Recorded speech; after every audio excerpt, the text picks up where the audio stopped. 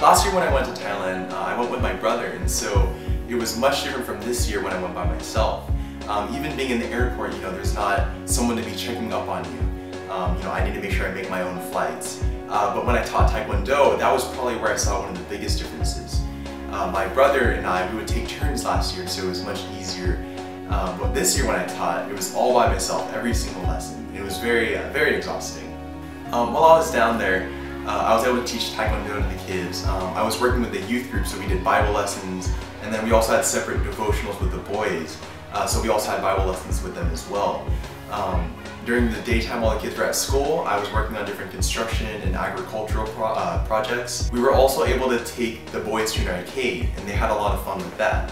And then on one of the last nights I was there, we took the youth group out and we spoiled them with a really nice dinner. It was actually fried chicken and fries, which is definitely a luxury.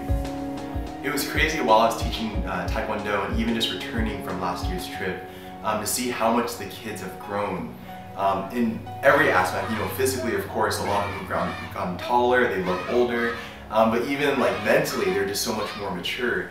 And while I was teaching Taekwondo, it was cool to see, there were new kids who it was their first time, but seeing a lot of the returning kids, how, they've improved in every aspect. They've gotten stronger, more attention to details. But one thing I really noticed while I was teaching is just how grateful the kids were.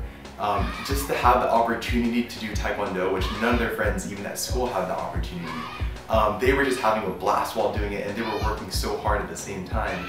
And it was very challenging for me, because I know for myself, I even take Taekwondo for granted sometimes, where I can just show up at AMAA and practice and then leave, not realizing just how much of a blessing that is in itself. And so even teaching Taekwondo to these kids, it was such a great reminder for me how I need to be thankful for all of the things that I have.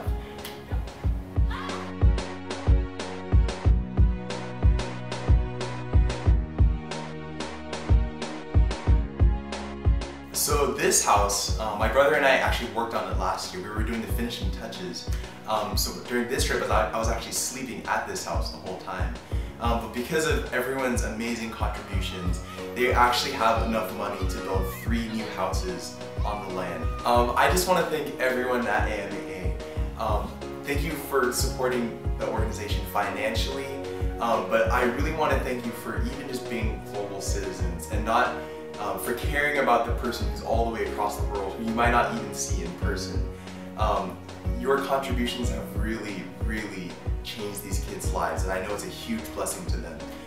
Because, none of us are called to live here on earth just to live for ourselves, but we really are called to serve one another. So I want to thank all of you for having that servant's heart and for caring about your neighbor who's all the way across the world.